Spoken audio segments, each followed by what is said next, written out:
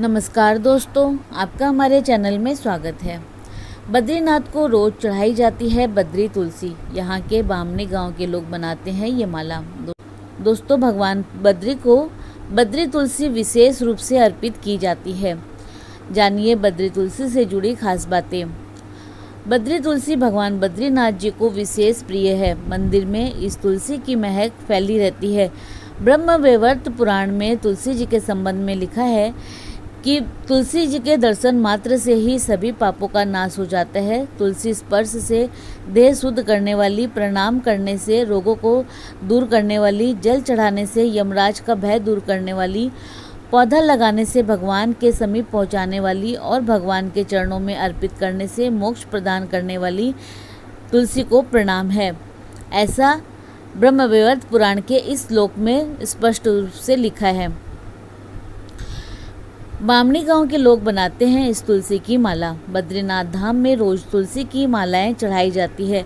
ये माला माल्य पंचायत और बामनी गांव के लोगों द्वारा बनाई जाती है। बद्रीनाथ जी की आरती पवन मंद सुगंध शीतल लाइन आती है। इस लाइन में जो सुगंध शब्द की बात आई है वह इसी बद्री तुलसी से संबंधित है। तुलसी की महक यहाँ के वातावरण को पवित्र बनाती है। मान्यता है कि पुराने समय में भगवान विष्णु ने इस क्षेत्र में तपस्या की थी। उस समय महालक्ष्मी ने बद्री यानी कि बेर का पेड़ बनकर विष्णु जी को छाया प्रदान की। वृक्ष के रूप में लक्ष्मी जी ने श्रीहरि को बर्फ और अन्य मौसमी बाधाओं से रक्षा की। लक्ष्मी जी की इस समर्पण भाव से भगवान प्रसन्न हुए। विष्णु जी ने इस जगह को बद्रीनाथ नाम से प्रसिद्ध होने का वरदान दिया। ऐसी है बद्रीनाथ जी की प्रतिमा। बद्रीनाथ मंदिर में विष्णु जी की 1 मीटर ऊंची काले पत्थर की मूर्ति स्थापित है। विष्णु जी की मूर्ति ध्यान मग्न मुद्रा में है। यहाँ कुबेर, लक्ष्मी, नारायण की मूर्तियाँ भी है। इसे धरती का बैकुंठ भी कहा जाता है। यहाँ विष्णु जी के 5 स्वरूपों की पूजा की जाती है। विष्णु जी के इन 5 स्वरूपों को पंचबद्री कहा जाता है। बद्रीनाथ के मुख्य मंदिर के अलावा अन्य 4 स्वरूपों के मंदिर भी यहीं पर है। श्री विशाल बद्री 5 स्वरूपों में मुख्य है। नर नारायण की तपस्या स्थली। पुराने समय में नर नारायण ने बद्री नामक वन में तपस्या की थी। यही उनकी तपस्या स्थली है। महाभारत काल में नर नारायण ने श्री कृष्ण और अर्जुन के रूप में अवतार लिया था। यहाँ श्री योग ध्यान बद्री, श्री भविष्य बद्री, श्री वृद्ध बद्री, श्री आदि बद्री, इन सभी रूपों में भगवान बद्रीनाथ निवास करते हैं। कैसे पहुँच सकते हैं मंदिर तक? बद्रीनाथ के सबसे करीबी रेलवे स्टेशन है ऋषिकेश।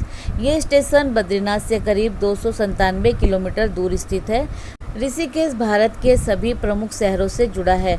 बद्रीनाथ के लिए सबसे नज़दीक स्थित जोली ग्रांट एयरपोर्ट देहरादून में है। ये एयरपोर्ट यहाँ से करीब 314 किलोमीटर दूर है। ऋषिकेश और देहरादून से बद्रीनाथ आसानी से पहुँचा जा सकता है। बद्रीनाथ के क्षेत्रपाल घंटाकर्ण मंदिर के कपाट भी खुल गए हैं। केदारनाथ में भैरवनाथ के लिए विशेष हवन किया गया। इन आयोजनों में हजारों भक्त शामिल होते हैं। माणा गांव में है घंटाकर्ण मंदिर। बद्रीनाथ धाम के पास ही माणा गांव स्थित है। यहाँ आषाढ़ मास में सूर्य के मिथुन राशि में प्रवेश करने पर विशेष पूजा की जाती है। रविवार को यहाँ के कपाट खुल गए हैं। इस संक्रांति पर यहाँ जेठ पूजा का उत्सव होता है। बद्रीनाथ धाम के धर्माधिकारी के मुताबिक घंटाकर्ण भगवान बद्रीनाथ के क्षेत्रपाल है। घंटाकर्ण ही इस क्षेत्र की रक्षा करते हैं। केदारनाथ में हुई भगवान भैरवनाथ की पूजा। केदारनाथ धाम में भैरवनाथ जी की विशेष पूजा रविवार को हुई। यज्ञ में आहुतियाँ दी गई। उत्तराखंड 4 धाम देवस्थान के बोर्ड के प्रभारी ने कहा कि हर साल आषाढ़ मास की संक्रांति पर केदारनाथ धाम के रक्षक भक्कुंड भैरव की पूजा और हवन किया जाता है। दोस्तों, इसी प्रकार और भी रोचक जानकारी के लिए आप हमारे चैनल को लाइक, शेयर व सब्सक्राइब करें। हमारे चैनल में विजिट करने के लिए धन्यवाद।